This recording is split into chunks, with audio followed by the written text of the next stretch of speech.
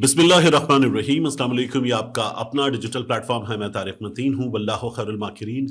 अल्लाह सबसे बेहतर तदबीर फरमाने वाला है, वही बचाएगा मेरे देश को बलाओं से, जो बारिश में शजर से घोंसला गिरने नहीं देता, क्योंकि उसकी तदबीर तमाम तदाबीर की इमाम है। अहम तरीन खबर है। सबसे पहले ये जो वीडियो आप मेरे बैकग्राउंड में देख रहे हैं, इस वीडियो पर नज़र डालिए। आपको सिंध के वज़ीर दाखिला ज़ियाउल हसन लंजाड़ नज़र आ रहे हैं, IG सिंध नज़र आ रहे हैं, और ये सिंध पुलिस के सरबराह के दफ्तर में जो गुफ्तगू हो रही है, ये गुफ्तगू थी कराची एयरपोर्ट पर जो खुदकुश हमला हुआ था चीनी बाशिंदों पर, उसके सिलसिले में तफ्तीश में क्या पेशरफ्त हुई, क्या कामयाबियां हासिल हुई दहशत गर्दों के खिलाफ अब तक कानून नाफिज करने वाले इदारों को, उसके बारे में। लेकिन हुआ ये कि कुछ बहुत अहम मामला एक सवाल की सूरत में सामने आया। वो मामला जो बहुत बड़ा था लेकिन दब गया था, और फिर उसके बाद अब उस मामले पर हमारे सामने बराए नाम गुफ्तगू हो रही है। लेकिन इस गुफ्तगू में जो ज़ियाउल हसन लंजाड़ से सवाल किया गया, उसकी वजह से एक बहुत बड़ा मामला जो शायद हाईलाइट ना होता, अब सामने आ गया है। हुआ यह है कि 3 से 4 रोज पहले कराची में एक सूबाई वजीर हैं, बड़े असर व रसूख वाले, बड़े ताकतवर सूबाई वजीर, उनका टेलीविज़न चैनल है, और इस टेलीविज़न चैनल में 7 चैनल्स हैं, 2 अदद। इन टेलीविज़न चैनल्स में कानून नाफिज करने वाले इदारों के अहलकार आए, और ये आए रात गए, और वहाँ पर जो स्टाफ था और जो लोग थे, उन्होंने कानून नाफिज करने वाले इदारों के वहाँ आने, उनके वहाँ रुकने, और फिर उसके बाद उनके जो सवालात वगैरह थे, जो उनकी कार्रवाई थी, उसके हवाले से कुछ मालूमात दी हैं। ये मामला बहुत बड़ा है कि एक वज़ीर के 2 अदद चैनल्स हैं, उन चैनल्स में ये सब कुछ हुआ है, और ये मामला तकरीबन दब गया है। देखिए हुआ क्या। ये जो चैनल्स हैं, इनमें से एक है आवाज़, सिंधी टेलीविज़न चैनल है। दूसरा है अब 365, पहले टैलेंट था। जो आवाज़ है, ये शाहरुख जतोई की फैमिली का चैनल था, और ये सिंध के एक बड़े कारोबारी साहब हैं, उनका चैनल था। फिर हुआ ये कि शर्जील इनाम मेमन साहब का इनसे एक ताल्लुक़ है। उस ताल्लुक़ के साथ शर्जील इनाम मेमन साहब ने इसे अक्वायर कर लिया, और ये शर्जील इनाम मेमन साहब का और उन साहब का बाज़ लोगों का ये दावा है कि मुश्तरका तौर पर चैनल है। दूसरा चैनल 365 शर्जील इनाम मेमन साहब का चैनल है, और ये पहले टैलेंट था, वही टैलेंट जो बरियार बिरादरी का और बरियार साहिबान का चैनल था, वो साहिबान जिनसे रऊफ़ कलासर साहब अपने वाजिबात के लिए लड़ाई कर रहे हैं। तो 365 बन गया। 365 में आप आजकल मुबश्शिर लुक़मान साहब को, मुनीब फारूक साहब को, और उशना शाह और शिफा यूसुफ़ज़ई वगैरह को, इन दोस्तों का आप प्रोग्राम्स वगैरह करते हो देखते हैं। यहाँ आए रात गए कानून नाफिज करने वाले इदारे। अब इसमें पुलिस भी थी, और पुलिस के साथ इसमें गालिबन स्पेशल ब्रांच के लोग भी थे, और इसमें कुछ दीगर लोग भी थे। इनमें जो लोग आए बड़ी तादाद में थे, मुतअद्दिद गाड़ियों में थे। इनमें ख़वातीन अहलकार भी मौजूद थी, और जो आने वाले थे वो रात के, बल्कि सुबह से ज़रा सा पहले सन्नाटे में आए, और अपने साथ वो बतौर ख़ास लोकेटर्स लेकर आए थे।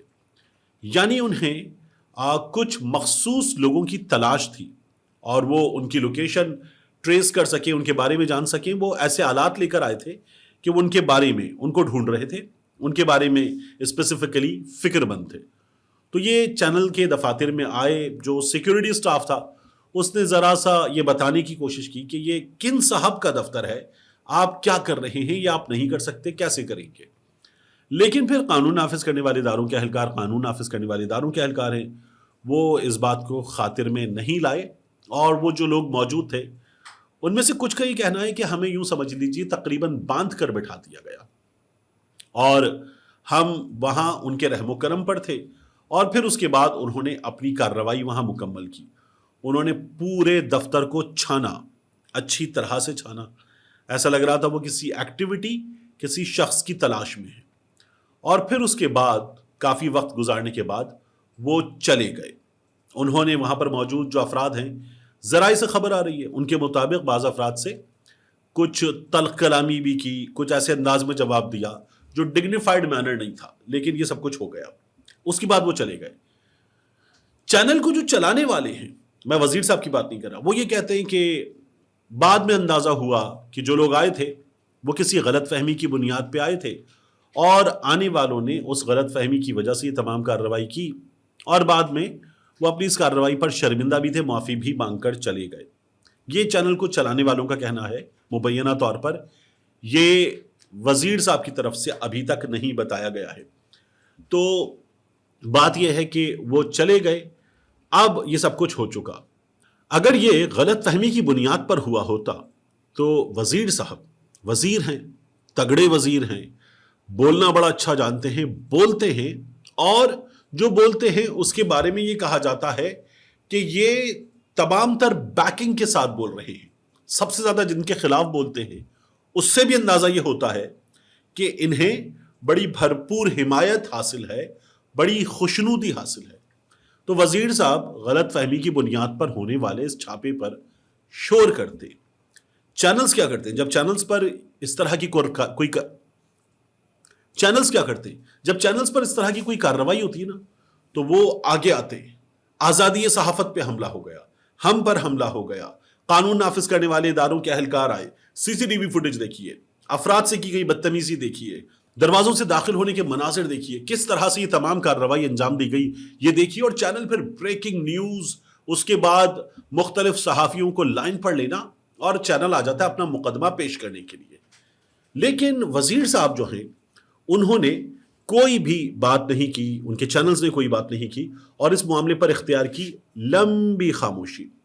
یہ سوال ہو گیا اب ضیاء الحسن لنجاڑ صاحب سے، تو ضیاء الحسن لنجاڑ صاحب نے یہ کہا کہ وزیر صاحب سے، معاف کیجیے گا، ضیاء الحسن لنجاڑ صاحب نے یہ کہا کہ چینل کے مالک سے بات ہو گئی ہے اور یہ غلط فہمی کا نتیجہ تھا۔ انہوں نے بھی یہ بات کی اور معاملہ تقریباً دب گیا۔ بتانے والے یہ بتاتے ہیں کہ جو وزیر صاحب ہیں ان کے کچھ معاملات احتساب کے ادارے کے حوالے سے بھی چل رہے ہیں، اور ان کو وہاں سے بھی کچھ مشکلات کا سامنا ہے۔ اب یہ صورتحال ہے، اور اس صورتحال میں وہ وزیر صاحب جو بڑا دھڑلے سے بولنا جانتے ہیں، وہ وزیر صاحب اگر اس صورتحال کا سامنا کر رہے ہیں تو یہ ایک ایسی سچویشن ہے کہ جس پر ان کی خاموشی بڑی حیران کن ہے، اور اس کے پیچھے کیا ہے یہ بھی شاید سامنے آئے گا۔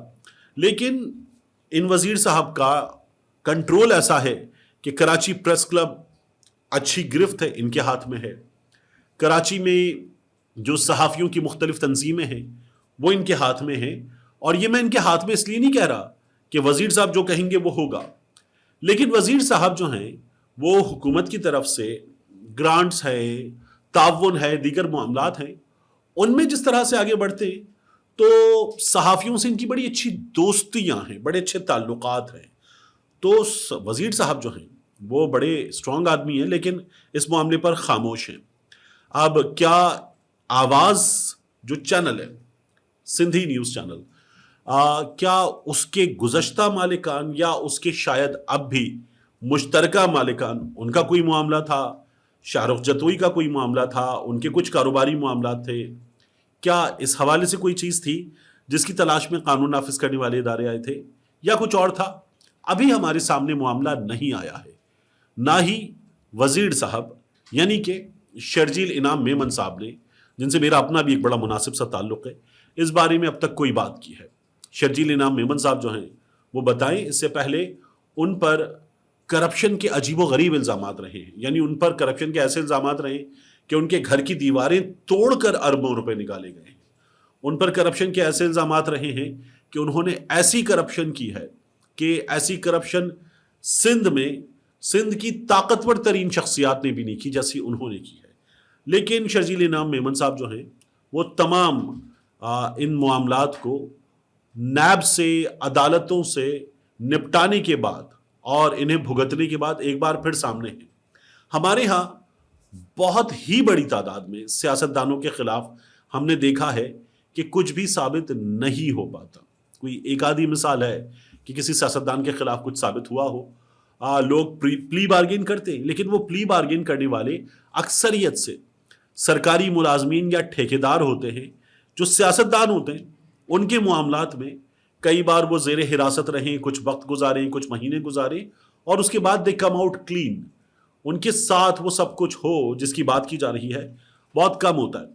انتظار کرنا چاہیے کہ شرجیل انعام میمن صاحب بتائیں کہ ان کے دفتر میں کس کی تلاش تھی، کس کے لیے آئے تھے، کس ایکٹیویٹی کے خلاف چھاپا مارنے آئے تھے، آنے والے کون تھے، کیا چاہتے تھے، اس سوال کا جواب دیں۔ وہ نہ ہو کہ شرجیل انعام میمن صاحب نے پہلے ہمیں یہ بتایا کہ پاکستان پیپلز پارٹی والے 8 فروری کے الیکشن کے بعد عمران خان کے ساتھ مل کر حکومت بنانے جا رہے تھے، اور پھر اس کے بعد انہوں نے اسی عمران خان کو امن کا، پاکستان کا، فوج کا سب سے بڑا دشمن بنا دیا تھا۔